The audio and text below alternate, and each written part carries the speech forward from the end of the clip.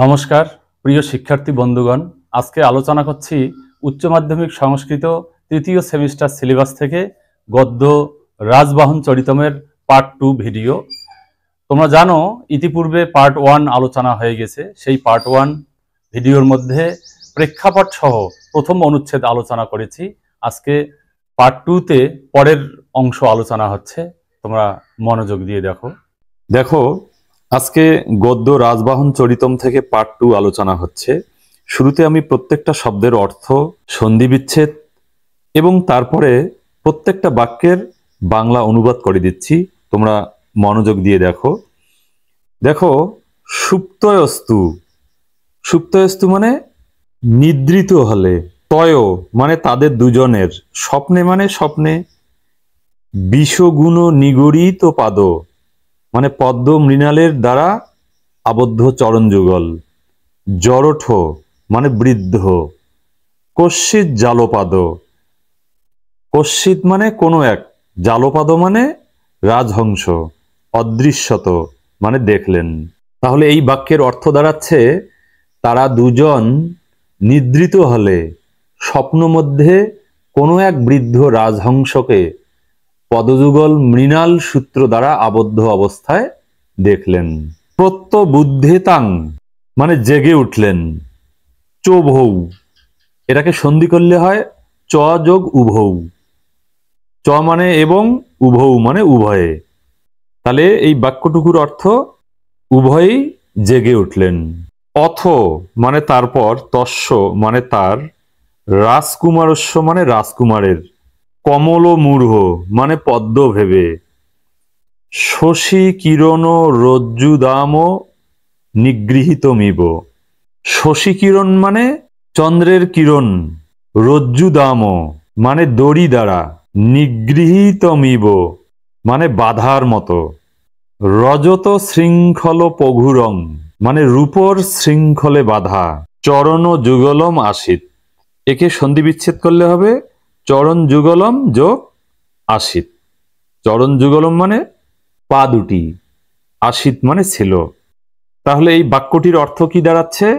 তারপর রাজকুমারের চরণ যুগলও রৌপ্য শৃঙ্খলে আবদ্ধ, তা দেখে যেন মনে হচ্ছে চাঁদ যেন রাজকুমারের পা দুখানি পদ্ম ভেবে কিরণরূপ রজ্জু দ্বারা মানে দড়ি দ্বারা বেঁধে ফেলেছেন। উপলব্ধৈব চ, উপলব্ধৈব মানে উপলব্ধি করে, চ মানে এবং, কিমি তৎ একই হলো, ইত্যতি পরিত্রাস বিহলা মানে অত্যন্ত ভয় পেয়ে, মুক্ত কণ্ঠ মা চক্রন্দ রাজকন্যা।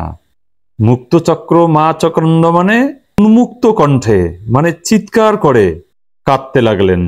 তাহলে এই বাক্যের অর্থ তা দেখা মাত্রই রাজকন্যা অতিশয় ভয় পেয়ে একই হলো এই চিৎকার করে উচ্চস্বরে কান্না করতে লাগলেন।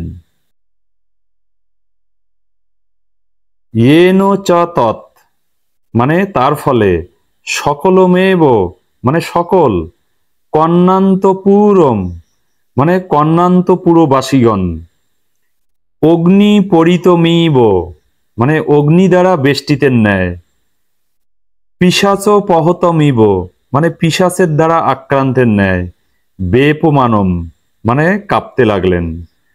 তারপর অনিরূপ্যমান মানে স্থির করতে না পেরে, তদাত্মায়তি বিভাগম বর্তমান ও ভবিষ্যৎকালের বিষয়ে অগণ্যমান খেয়াল না করে, রহস্য রক্ষা সময়ম রহস্যের কথা অর্থাৎ বিবাহ বিষয়ক গোপনীয়তা রক্ষার কথা, অবনীতল মানে মাটিতে, বিপ্র বিদ্ধমান গাত্রম লুটিয়ে পড়ে নিজ শরীরে আঘাত করে, আক্রন্দ বিদীর্যমান কণ্ঠম মানে চিৎকারে কণ্ঠ বিদীর্ণ করে, অশ্রু স্রোত মানে চোখের জলের ধারায়, অবগুণ্ঠিত মানে আপ্লুত হয়ে, কপলতলম মানে গণ্ডদেশ, আকুলি বভুব মানে আকুল হয়ে পড়ল। তাহলে এই পুরো বাক্যটার অর্থ কি দাঁড়াচ্ছে? তার ফলে সমস্ত অন্তঃপুরিকাগণ ভয় পেয়ে শিহরিত হলো, যে মনে হলো আগুন যেন তাদের পরিবেষ্টন করেছে কিংবা পিশাচ দ্বারা আক্রান্ত হয়েছে। বর্তমান ও ভবিষ্যতের কর্তব্যকর্ম স্থির না করে গোপনীয়তা রক্ষার কথা খেয়াল না করে মাটিতে লুটিয়ে নিজ শরীরে আঘাত করে প্রবল আর্তনাদে কণ্ঠ বিদীর্ণ করে এবং অশ্রুজলে গণ্ডস্থল প্লাবিত করতে করতে আকুল হয়ে পড়ল। এটা আমরা অনুচ্ছেদ নম্বর 2 পড়লাম। এবারে আমরা অনুচ্ছেদ 3 তে যাচ্ছি।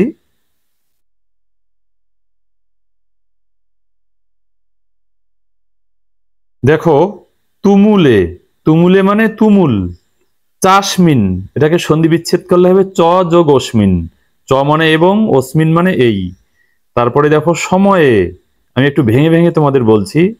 সময়ে মানে সময়ে, অনিয়ন্ত্রিত প্রবেশা মানে প্রবেশের নিয়ন্ত্রণ না থাকায়। কিং কিম ইতি, কি হলো কি হলো। সহসোপসৃত্ত, শব্দটিকে সন্ধি করলে হবে সহসা যোগ উপসৃত্ত। সহসা মানে হঠাৎ, উপসৃত্ত মানে উপস্থিত হয়ে বা নিকটে এসে। তারপরের অংশ দেখো, বিবিষু মানে ভিতরে এলো বা প্রবেশ করলো। অন্তর্বংশিক পুরুষা মানে অন্তঃপুরের রক্ষী পুরুষগণ। তাহলে এই বাক্যটার অর্থ, এই বিশৃঙ্খল পরিস্থিতিতে প্রবেশের ক্ষেত্রে কোনো নিয়ন্ত্রণ না থাকায় অন্তঃপুর রক্ষীরা কি হলো বলতে বলতে হঠাৎই প্রবেশ করল। দদৃশুশ্চ মানে এবং দেখলেন, তদবস্থং সেই অবস্থায়, সেই অবস্থায় বলতে পা বাঁধা অবস্থায়, রাজকুমারম মানে রাজকুমারকে। এর অর্থ হলো রাজকুমারকে সেই রূপ অবস্থায় দেখতে পেল। তদনুভাব